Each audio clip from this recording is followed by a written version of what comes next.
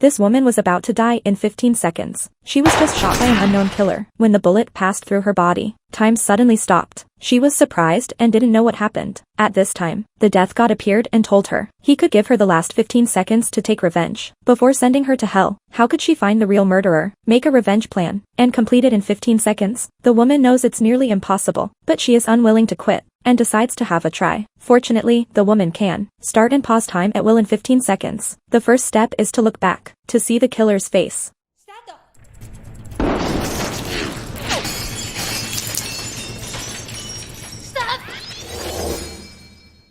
There are 14 seconds left, but she failed to turn back, because the moment the time started, the pain also recovered instantly. In severe pain, she decided to try again.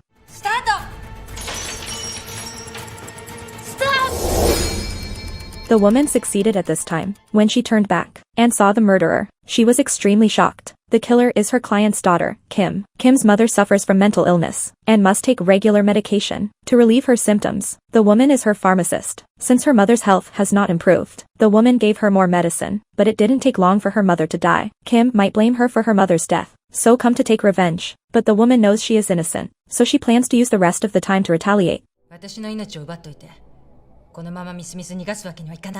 She decided to use the last 13 seconds to kill the killer. She looked around and had a thorough plan in her mind.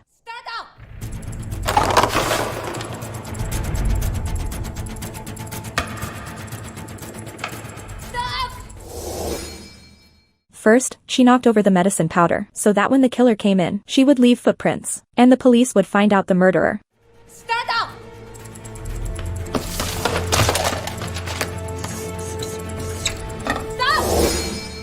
Next, she quickly wrote Kim's name on the table, but it was too conspicuous. The killer would find it. This is what the woman wants.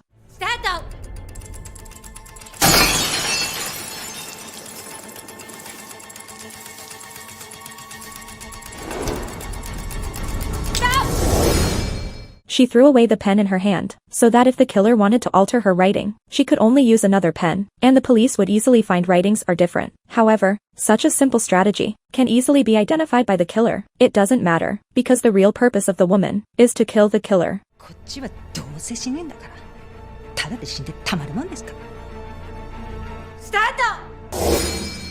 The woman inserted 2 flowers into the socket. As soon as she let it go, the flower border containing water would touch the water on the table. In this case, as long as the killer wanted to alter the writing, she had to remove the flower. Then she would touch the water, but only the water on the table won't get electrocuted. So the woman has to do like this.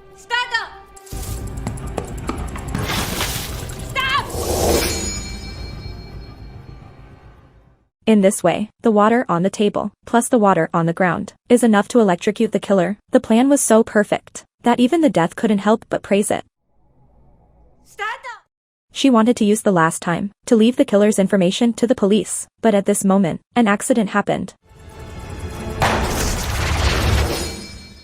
The killer shot again. It turned out that, when the woman looks back, the killer thought she was going to fight back, so she made another shot. The woman's life is only 0.6 seconds left now. In such a short time, she can't change anything. The death persuaded her to give up, but the woman was not reconciled. She insisted to let the killer know the truth. The woman saw the letter on the ground, and knew that this was her last chance.